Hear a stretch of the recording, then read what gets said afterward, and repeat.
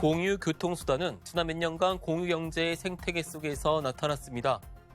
공유 교통업체로는 많이 들어보셨을 텐데 우버가 대표적입니다. 그런데 교통 분야 공유 경제가 초반의 기세만큼 성장하지 못하는 모습입니다. 우버의 성장이 둔화하고 있는 데다 전동 킥보드의 우버를 표방하며 우후죽순 등장한 기업들도 사정이 여의찮은 곳이 많은데요. 대표적으로 2017년 설립된 미국 기업 버드입니다. 서비스 시작 1년 만에 22개 도시로 사업을 확대하고 지난 2019년만 해도 기업 평가액이 수십억 달러에 이르며 승승장구했습니다. 그러나 코로나19 팬데믹 이후 경영난 끝에 지난해 12월 파산 신청을 했습니다. 우리나라 전동 킥보드 업계도 사정이 어렵기는 마찬가지입니다. 공유 전동 킥보드 알파카 서비스를 운영하는 메스아시아가 최근 파산 선고를 받았다는 보도가 나왔는데요.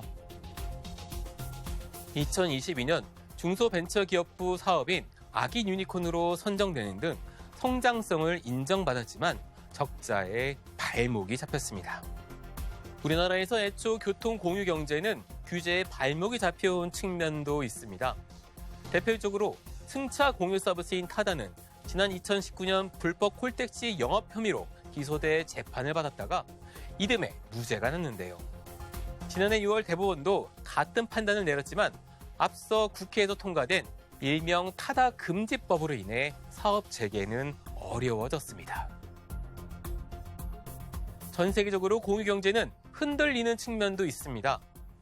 공유 경제 신화 중 하나인 미국의 위워크는 최근 법원에 파산 신청을 했습니다.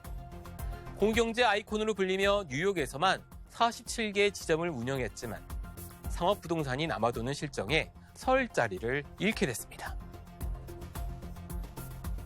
공유 숙박업체인 에어비앤비는 성장세를 유지하고 있지만 세계 각국에서 에어비앤비에 대한 규제 움직임이 잇따르고 있는 점은 불안 요인이라는 분석이 제기됩니다.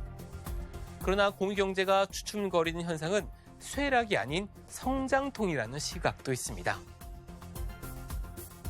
교통수단과 집 등을 소유하지 않고 공유하는 움직임은 효율성과 혁신을 낳을 수 있기 때문입니다.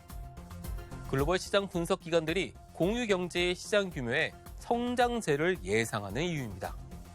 다만 공유 경제 산업이 기존 규제의 틈만 노린 채 기술 혁신에 주안점을 두지 않는다면 성장이 아닌 위기가 계속될 수 있다는 지적이 나오고 있습니다.